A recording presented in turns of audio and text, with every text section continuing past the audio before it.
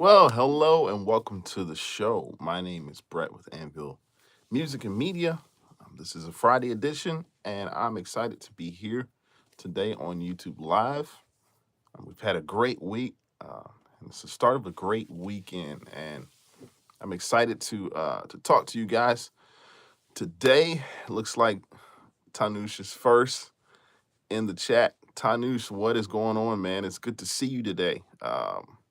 Man, thank you for joining. You're here right bright and early, man. It's good to see. I say bright and early, but you're the first one literally on the channel to comment. It's good to see you, man. How am I? Yes, the week has been good. I've been good this week. Been very good, really good. Was able to accomplish some things. I don't know if you caught the last live, but I recently became a Amazon affiliate. So I received my first check this week from Amazon. So that was sort of a huge accomplishment for me. If you get a chance, go back and watch the live. I'm not sure. I don't think you were in the last live, man. But so yeah, I'm just continuing my journey. I appreciate your support as usual. Thank you for joining today, man. It's good to see you. How things going on your end? Let me know. Let me know in the chat. And to the rest of you, of course, I know this is not it's not a just one-on-one channel. I'm talking to those who are out here. Anyone who may be watching the replay, once again, I'm excited to have you. It's good to be able to chat and to come online and be a part of this channel. Anvil Music and Media is, in fact, that. We do a little bit of media. We do a little bit of music, well, a lot of music, and I should say a lot of music, a lot of media. But this channel is focused, and lately we've taken a focus and taken a turn, a pivot into AI and the AI world and technology. So it's good to see you. Good to see you all here. Tanu says my college begins September the 15th. All right, man. All right. Well, good luck to you. I know you've been talking about it. I know you've been anticipating entering in this phase of your life, man. So it's exciting times, man. Congratulations with that. To the rest of you, let me know, guys, if as you're joining the channel, let me know where you're watching from. My name is Brett with Anvil Music and Media. We're going to get right into the video. I'm going to talk today. I'm kind of going to get you guys' opinion on some things. I'm considering a few things of switching up, upgrading my computer system. For a while, you see that Mac back there. It's old faithful. It's been with me for about 10, well, I don't know, I should say 4 or 5 years. It's time for me to upgrade. That's Intel Mac that's back there. It's another Intel Mac that I have in front of me. So I'm thinking about, guys, I'm thinking about really upgrading my computer system. Now, I'm not going to go to PC. Obviously, I'm Mac all the way. Just because it's what I desire. It's what I use from day to day in my production and all of my editing. So anyway, let's see. When is the launching date? Tanush is getting right to it, man. And you're actually right in line with what I'm saying, what I'm gonna be talking about. The iPhone 17. And we're gonna get into that a little bit. And I don't know if there's official launch date, but we've got some new features that I want to talk about. But yeah, I want to just we were just gonna talk, man. You guys feel free to join the chat. Let me know where you're watching from. Come in and say hi. It's good to see everybody that's here.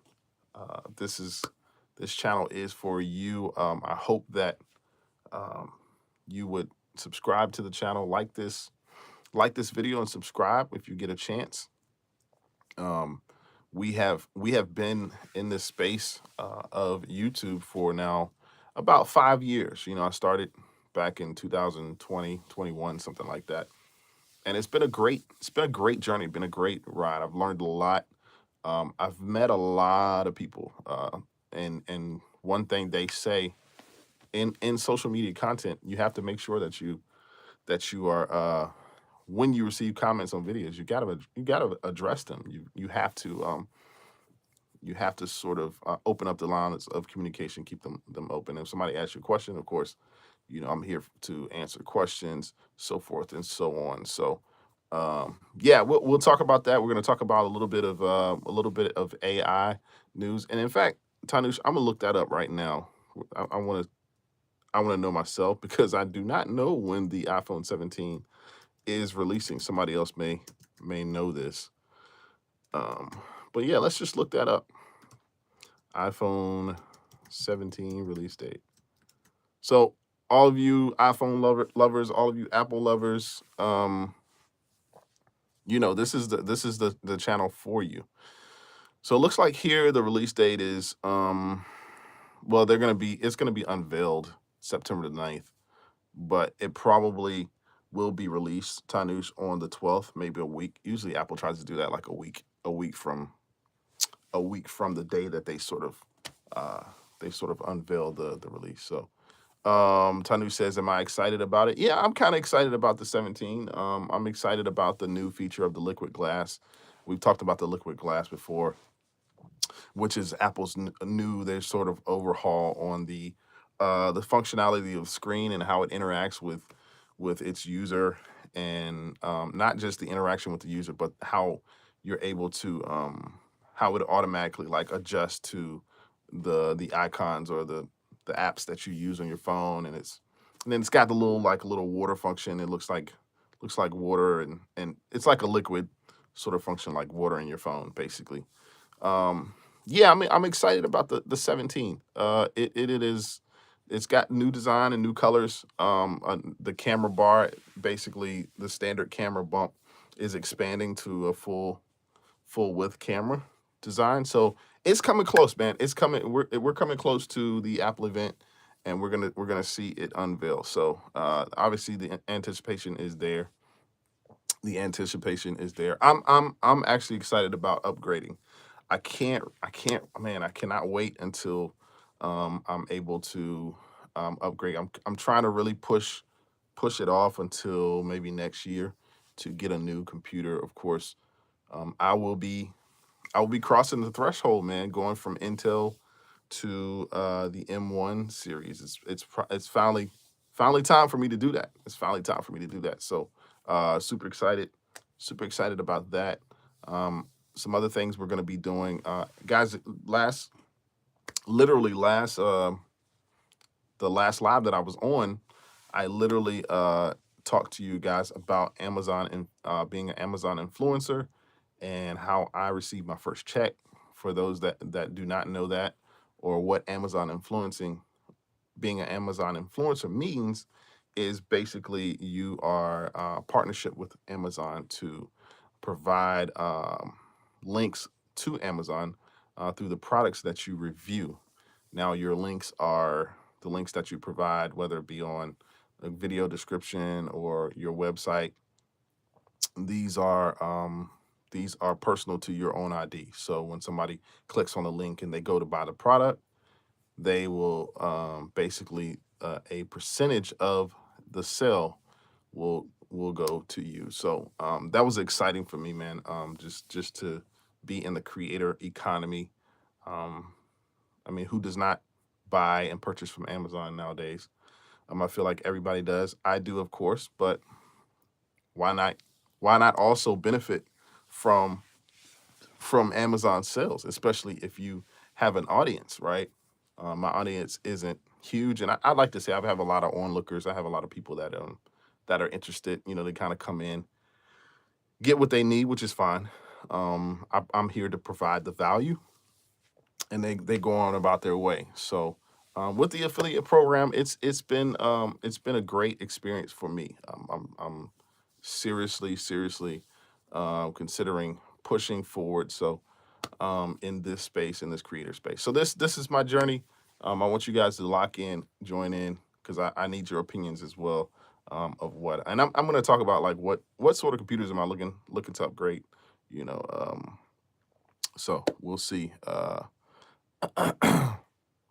Tanu says, let's see, what do I think about Alibaba shopping app? So Tanu, honestly, man, I have not. I really actually had stock in Alibaba. That's about the only time. That's about the only ex- or that's really the only connection that I have to the Alibaba app. Alibaba is sort of like a another sort of Amazon app. For those of you that know, I don't really use it. Been up there maybe once or twice. You let me know. What are your thoughts on the Alibaba app? Let me know.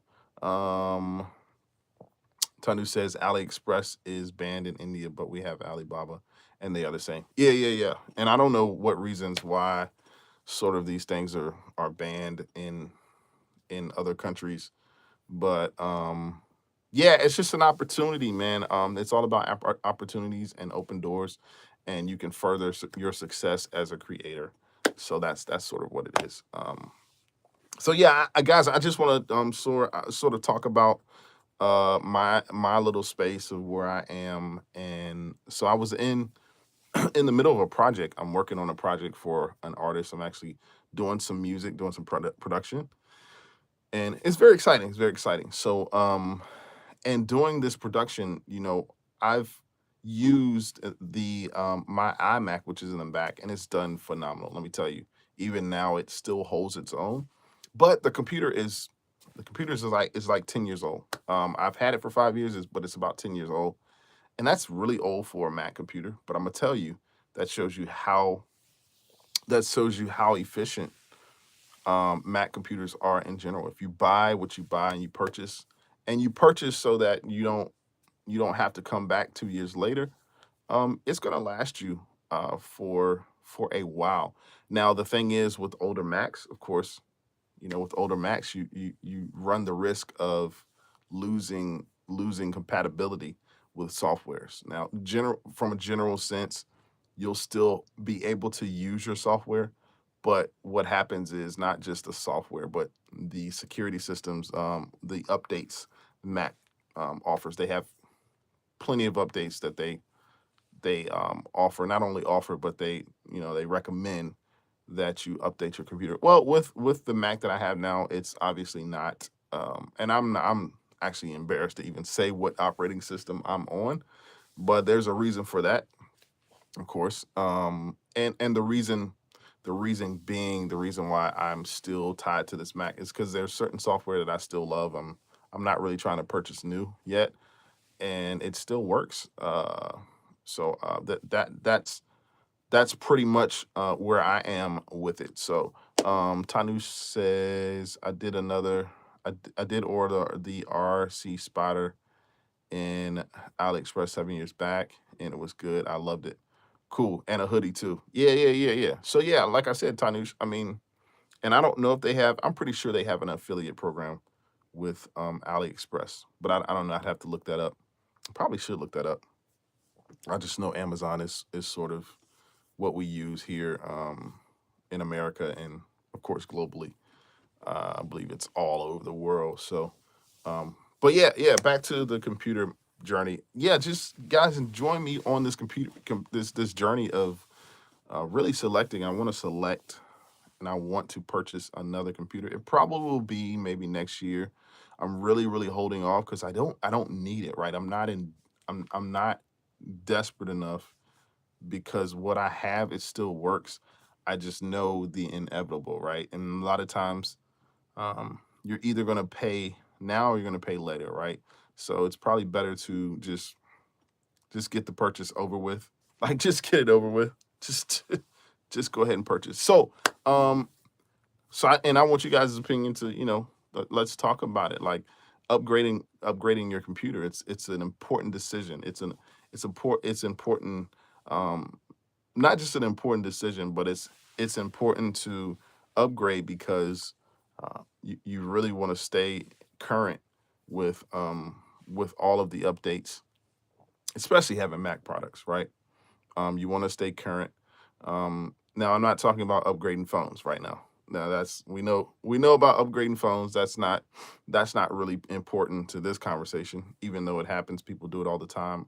They sort of chase the latest phone updates, whatever phone is dropping, and then you have phone wars, right? You have Apple versus Android versus Google, and it's sort of a race to nowhere, in my opinion, right? Just get a phone and be good with it. But to have a brand new computer would absolutely mean the world to me. And each day that passes, I'm even more and more I'm more excited and leaning more towards like, yeah, I think it can be a possibility for me to eventually purchase a new Mac computer. Now, here's the thing with this, and Tanush, I'm going to talk to you about that. Tanush says, which is the most powerful Mac? Yeah, we're going to get into that.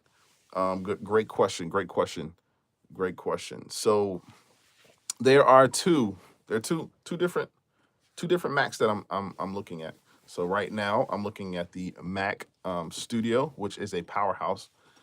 And to answer your question, Tanush, it probably is most likely the most powerful Mac that's out there. The M Studio Mac is basically, it's a tower. You have to buy the screen separately, or if you have screens, and you have to get a keyboard and mouse separately. But it is a powerhouse of a Mac. It was specifically designed um, for editors, for graphic artists, for those who really need the strength and the power of a CPU or a GPU, RAM space. It's really a tank. It's really a powerhouse. And so with that, of course,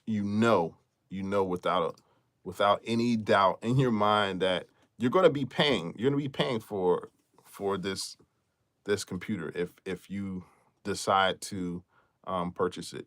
And you're not going to you're not going to be it's not going to be a cheap buy. It's going to be a purchase that's going to be cost you at least $3,000, 2 to 3, probably $2,500 to $3,000 for that specific Mac. So we're talking about a lot of money. So when you're talking about that, and Apple does a great job of marketing to those who are, most people, like the 80% of those who purchase Apple products, they're not really looking at those heavier Macs, like the Macs that really provide the power, because they just really want Apple to brand, and they're probably just doing like simple things like internet search and all the simple things of having a computer, right? Basically getting on the internet. And so with that being said, there's been an evolution of the M chip, and the evolution of the Apple M series of what's new. And the MC series is sort of the what Mac uses for their studio. So the M chip was first introduced in 2020.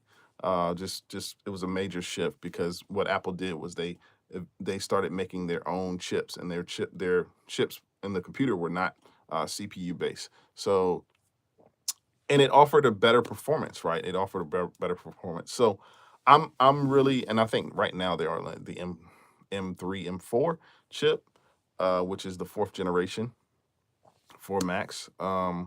So and the reason why I brought out the Mac Studio is just that. I like the Mac Studio is literally what I was looking at purchasing. Now I probably would have to by the time I get the RAM that I need, which is like 32 gigs of RAM, I get 2 terabytes of hard drive space.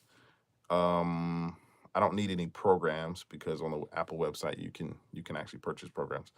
I don't need anything that. The ending price is like $27.99, and it's a grip. It's a grip for a computer. So I'm sort of like, okay, that's cool. Until last year when they released this little baby computer, man. I call it a baby computer, but they released the Mac Mini, the M4, which is, oh man, it is an amazing computer. Like, to me, pound for pound, punch for punch, the Mac Mini is probably Apple's most powerful computer to date. 'Cause number one, it's such a small. It's like a really small box. You have to you have to purchase your screen and your keyboard and mouse with it. You don't get those accessories. But for me to purchase that, is actually probably about $1,000 cheaper. Of it's $1,000 cheaper. Literally, it's like 17.99. And so because the M chip series is so powerful, right? You don't necessarily you're sort of okay with especially the things that I do. Like, so the project that I'm working on, it's a song for an artist, and it takes up a lot of CPU power. Like, I have to do certain things such as like freezing tracks because the tracks I'm using, they're MIDI based. MIDI is basically is a basically using MIDI. When you use and you play, uh, use MIDI, the computer records your notes, or your records you playing, and then it attaches it to a sound basically, and you can switch sounds in and out. Um, the MIDI allows that. Straight audio is of course not does not take up as much space as MIDI, but however, the more tracks you use, the more wear and tear it happens for your computer. So to that, I've really, I think I've made my decision of what computer I'm going to use. That Mac Mini is going to be an amazing, it's going to be an amazing purchase for me. I'm super excited about that. So anyway, that is what's going on my end of things. So to Tanusha's point, he's asking the most powerful Mac. I sort of I'm I'm really on the side of purchasing that Mac Mini. Now I'll have to probably go get a screener or secondary screen because I have one screen already. My most recent purchase, I did purchase a MacBook probably 2 years ago. That does really well. It's still an Intel Mac, and I'm still holding on to that. So anyway, but yeah, back to the iPhone 17. So the iPhone 17 is supposed to be, possibly it's going to be released mid-September. You'll see it unveiled in the Apple event, and then of course a week later, they're not going to advertise and have a big event and not have all this anticipation, and then have the anticipation, and then you can't purchase it. So let's see. Tanu says, "Do you know Frank Caprio, the nicest judge? His funeral is now on CNBC 8." No, I don't know. Yeah, I don't. I'm not familiar with him. Not familiar with him at all. Uh, but yeah, so guys, that's pretty much what I wanted to share. Let's get into some AI news really quickly. So and we haven't talked about AI in a while. I know the last live I really talked about being a creator, content creator, and what it takes, and my journey in content creation. Um, and so my journey has placed me now to talk and to we've been really heavy into the AI space, and with that, it's a $1 billion business, right? There's so much money that is in AI, it's ridiculous, to the point that social platforms such as YouTube are cracking down on these AI agents or these people who are creating AI videos and making money off of it, because it's like it's too easy, right? It's too easy. It's too easy. So with this $1 billion business, what has happened is there's an AI company called Anthropic. I'm not sure if you are familiar. They're fairly new as a company, I want to say. But they were recently in a legal battle, and they had to settle. I'm gonna tell you how much money, how much how much money literally this this battle consisted of. So basically, Anthropic just bought its way out of the industry's first potential $1 billion copyright judgment. Now let's get into it. Like, so a copyright judgment, and these things are only going to happen. I feel like everything that in the space of business, in the space of making money, in the space of legal procedures, if you look to the history of businesses worldwide, globally, businesses who have profited off of legal activity versus illegal activity, um, what you have seen historically, right? Let's see if there were huge lawsuits and judgments. I've talked about probably 6 or 7 months ago Google being in a lawsuit because of Google Chrome and because of the perceived possibility of it being a company that is as ran as a monopoly, which a monopoly is basically you are the only company. There's no competition. You basically bought out the competition, so you now become a monopoly.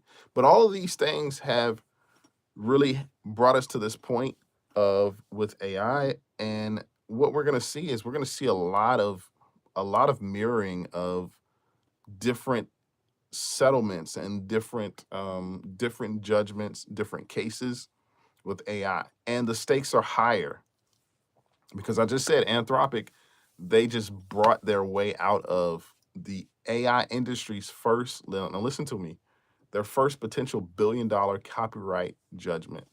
So when you hear that, when you hear the words copyright judgment, then you automatically can assume that somebody is infringing copyright issues. Now, would we have ever come to this place without AI having such an exponential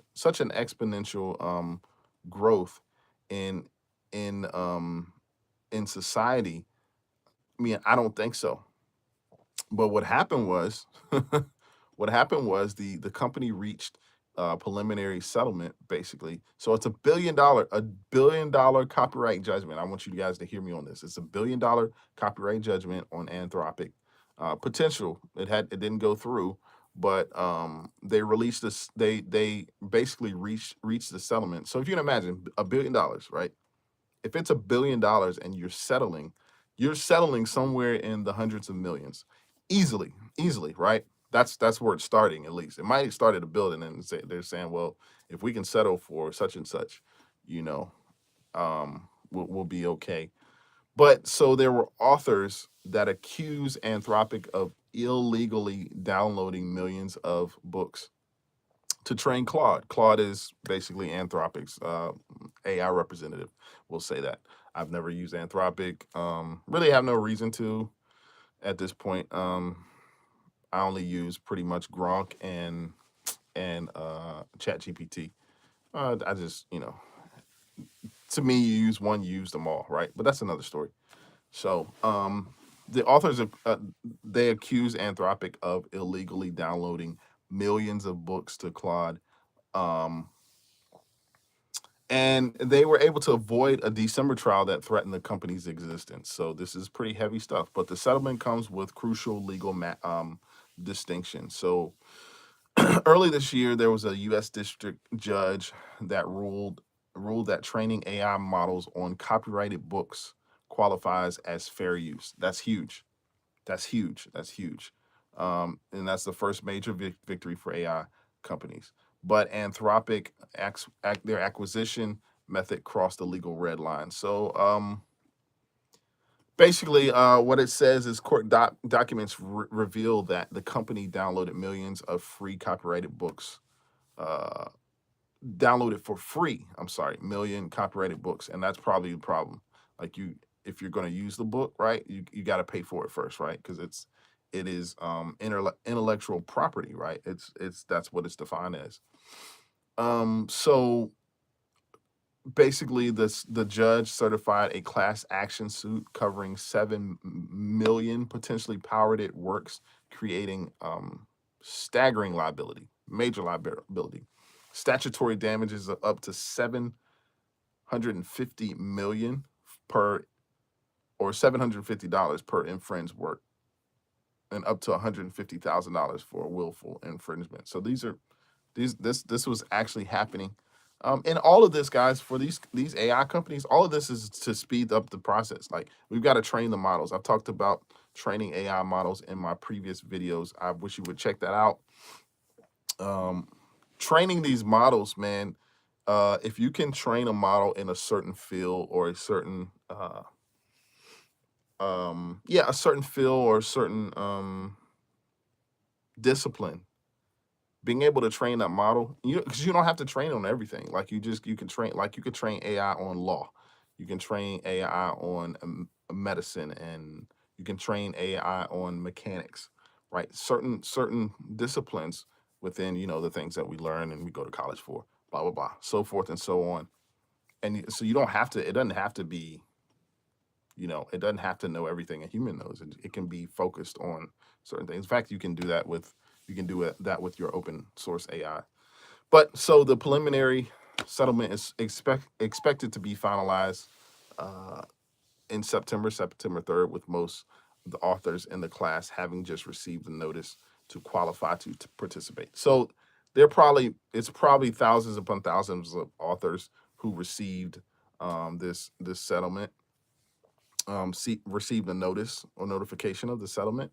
And so if you're talking hundreds of millions of dollars, it's only a piece of the pie that each of the authors are going to get, right? Like it's not going to be one author that gets, or one publishing company. Even the publishing company is not a part of this settlement per se, but they're going to be, each author is going to get a piece of the settlement, right?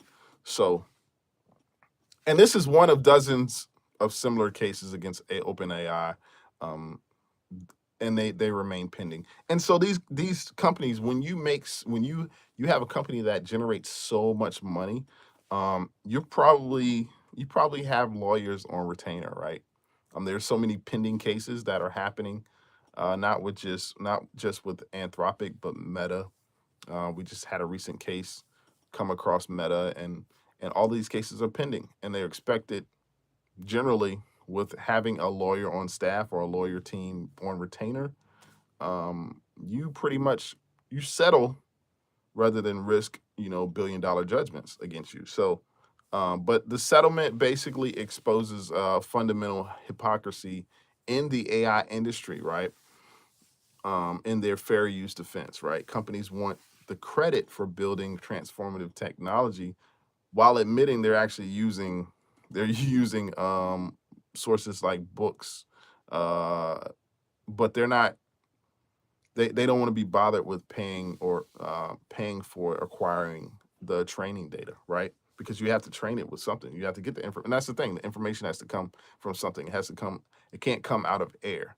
And then unless you have a person who is concentrated in a certain, if they're concentrated in a certain field, you have a doctor or a lawyer or a scientist concentrating in a certain field, you can use that person to generate the information. But where do we normally get information from? We get information from books. The internet's inception was that of um, um, knowledge and information and resources from books. It came from books.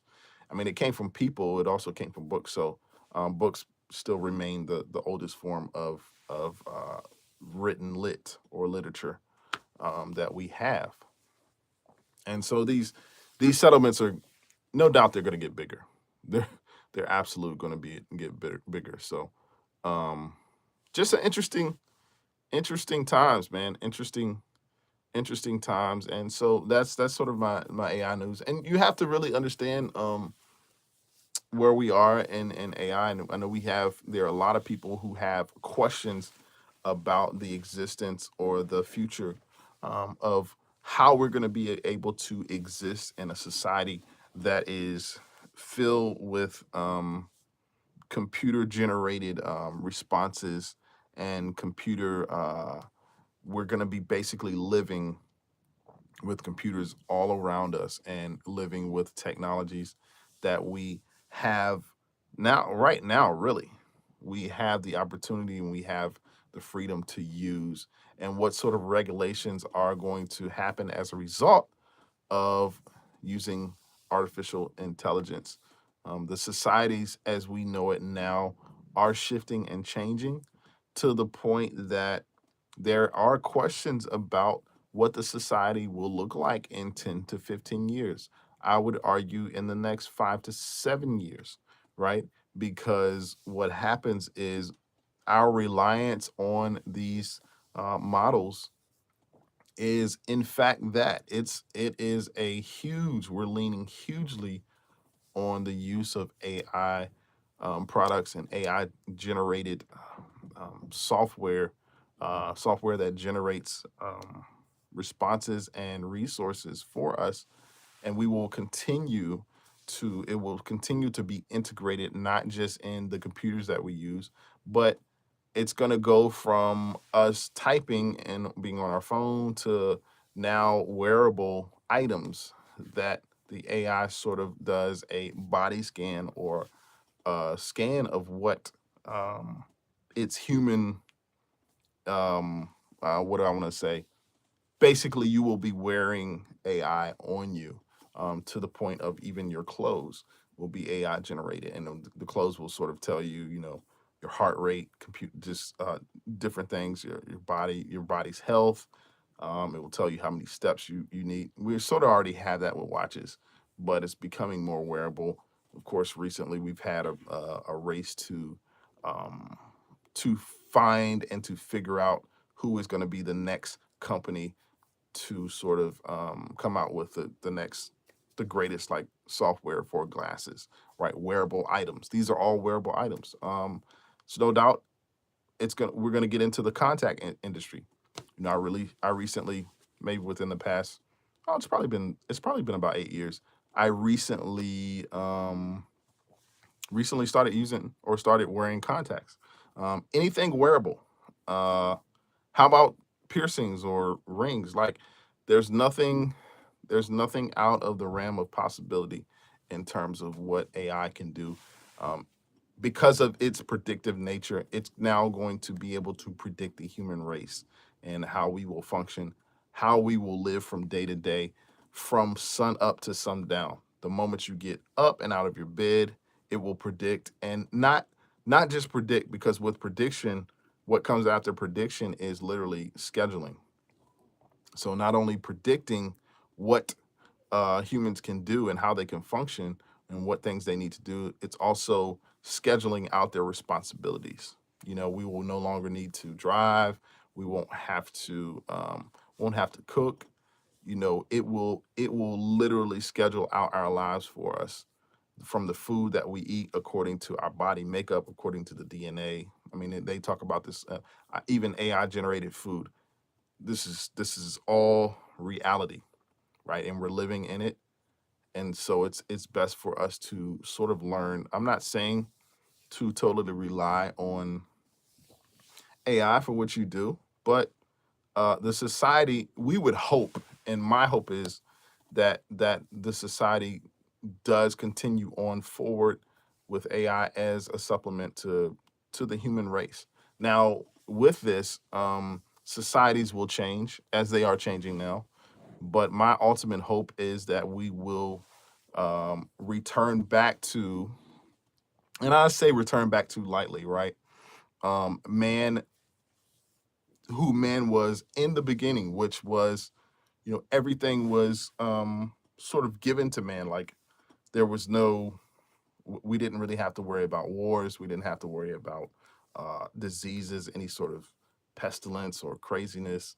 I said pestilence. That's like a biblical term. Excuse me. Like, I read the Bible. So, hey, Corey, what's going on? Corey, how's it going? Thanks for joining the chat. But that we will return to a utopian society, or maybe even, it's not even return. It's not even about returning. It's about moving forward into a society that's a utopia. A utopian society is basically a society where AI is doing the work, right? There are a lot of jobs right now that humans still work on that can be given to AI, and AI can be trained to do these sort of jobs that are dangerous, right? These are human jobs that, I mean, it could be somebody washing the 32nd floor on a skyrise. I mean, to me, that's a dangerous job, right? That's just an example. Or dealing with chemicals, right? Well, not why not program the computer to do that, and it's probably going to do it efficient. It's going to probably be faster.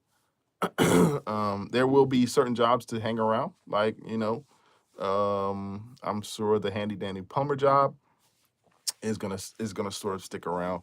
But this utopian society, Kush, what's going on, Kush, man? Good to see you in the chat. Thanks for joining. Good to see you today, man. It's a good Friday, guys. Good Friday, Corey. I did say hi to you. How you guys doing, man? Let me know how you're doing in the chat. We're talking. I'm actually talking about AI. I just went right in. I just so you guys are right on time. I want you guys' opinion on what I'm speaking to. Um, Anybody else in the chat, feel free to reach out and you know come say hi. Uh, this is what we do. But the utopian society is where humans are able to. Because somebody had asked the question. Somebody was said had asked the question in a previous video, and I sort of processed it. I thought about it. They said, well, what are we going to do as humans? What are we going to do as humans if AI is doing everything? Well, we're just going to do more of what we want to do. And we're going to do more of what we like to do, right? If it's drawing, if it's, I don't know, going to the museum or being out in the woods and wildlife, being off the grid, going fishing, whatever that looks like for us, that's what we're going to do more of if we have AI to sort of work on the things that we would work on. It's almost like, it's not like you're cloning yourself, but to a certain extent, if you have some, if you have a program that or a computer or a droid, a bot to work on what you would normally work on, you're going to do more of. Why not do more of what you like to do? That is by definition the term utopia or utopian society. On the flip side of that, guys, we have the dystopian society, and that's what we do not want. So we're heading in one or two directions. It may be a little bit of both, depending on how we get there. Dystopian society just says that, hey, AI is now ruling the world, and the AI now has humans under subjection, and we are subject to the AI and its armies or its governmental structure, and now we are under its care, we are under its supervision, we are under its laws and rules. Dystopia is not something that you want to be in. I do not. I would say that would not be good. You see a lot of movies that sort of depict dystopian societies when it comes to computers ruling the world, right?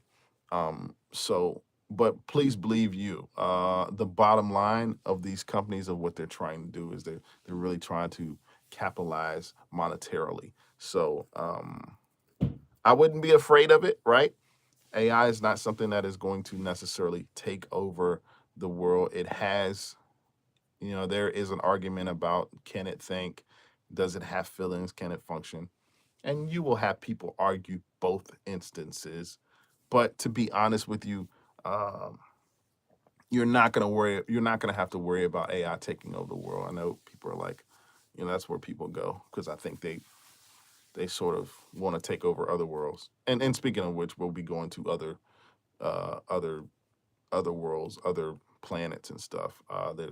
There are, of course, Elon is leading that sort of charge. But um, Kush, what's up, man? Talk to me. How's it going? I know you're in the chat. It's good to see you today. So, with this being said, the ultimate flex for companies that are using AI is really to be to up the ante, to up the process. Right, right. Um Tanu says, have you watched the Young Shelton web series? No, I haven't. I haven't watched that. I haven't watched that. Haven't watched that series. But what's that series about? I'm curious as to what that series is about. But like I said, just know when it comes to AI and it comes to programming, um, you're gonna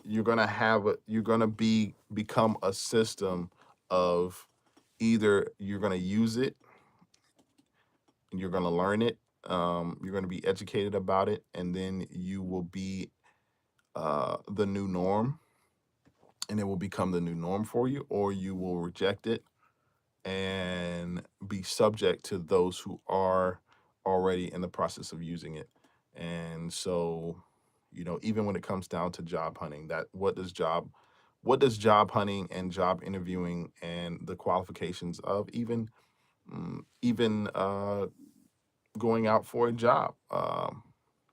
Well, those who are using AI are going to far outweigh those who sort of choose to resist to use it, and the jobs will be given to those who, of course, use AI. So, um, just just a slight small ramble on about the process and what the future looks like. The last thing I will say is government structures have become um, they have really become scared and afraid of what is to come with how AI is going to handle societal norms, and governments are trying right now to get ahead of what is happening in this space. It's touching every facet of how we move, how we function, what we do. Government structure uh, um, is is is touching the educational sector, the social sector, the medicine sector, and it is absolutely a disruptor. Guys, you got to know the internet when it came into existence. Nobody knew the power of what online would be, and people were literally saying, why would I go on to online, or what is online, the world wide web? Why would I go on here when I have a newspaper that I can read? Why would I shop online? What is that? Silly. We got a store. So the internet, even in its inception, and it came to the forefront, people did not know, they did not know the possibilities that would sort of come as a result of that.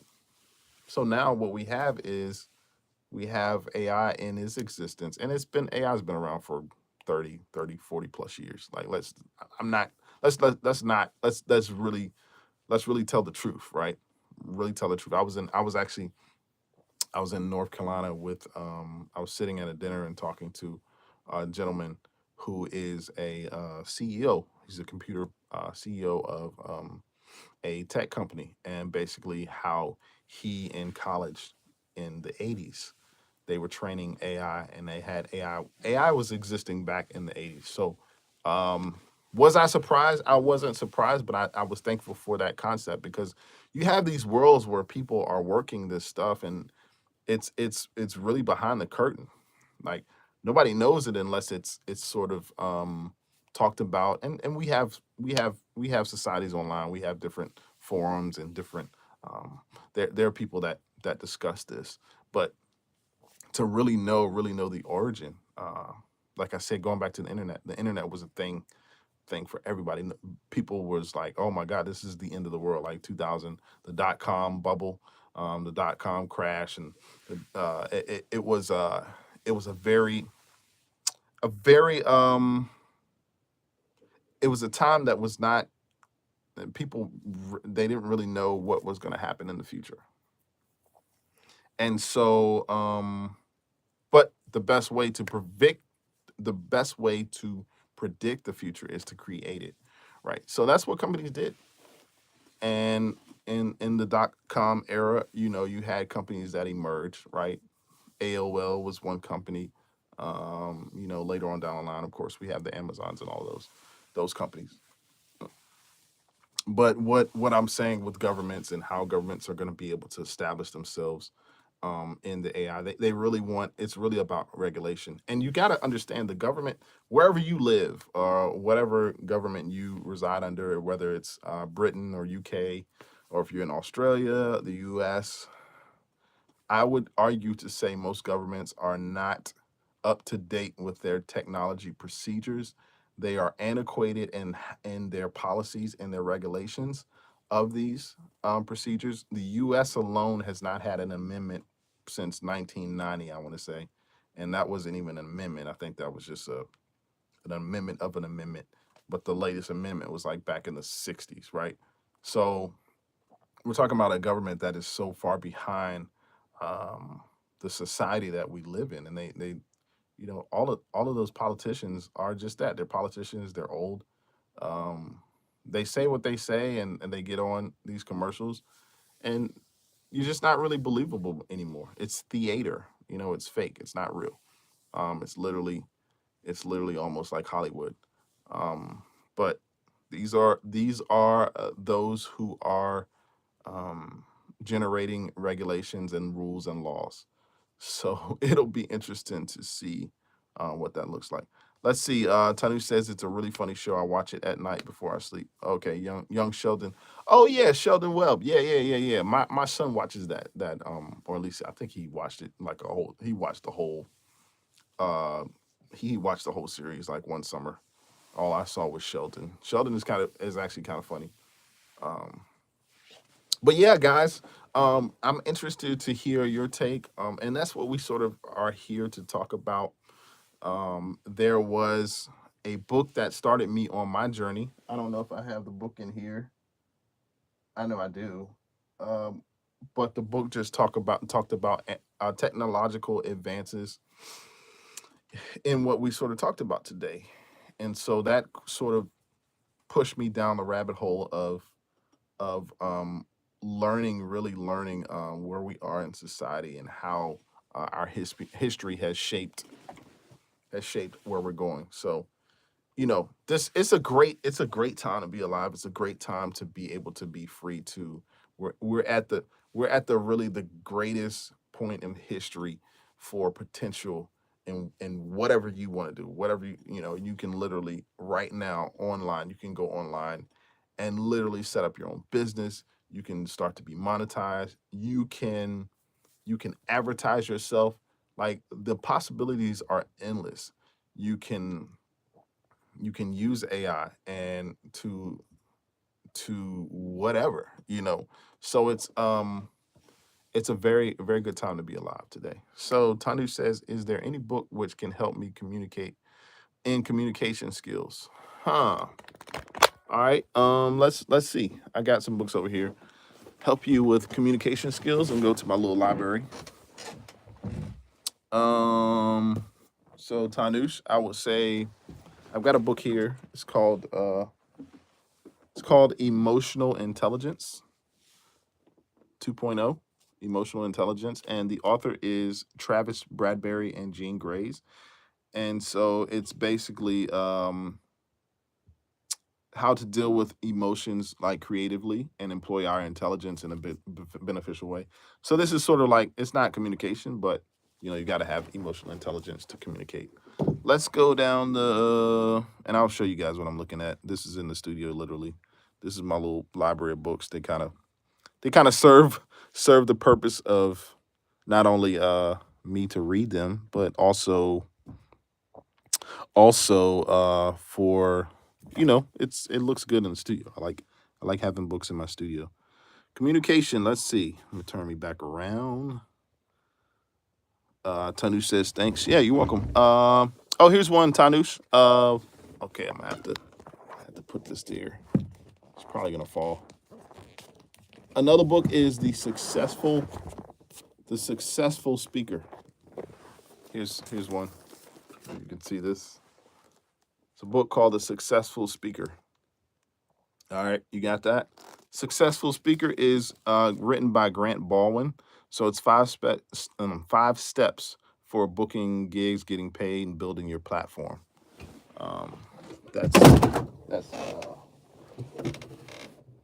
got dropping my stuff on the ground. Sorry for the big bang, guys. What else do I have here? I have a few more books. I'm looking. I've started a collection, guys.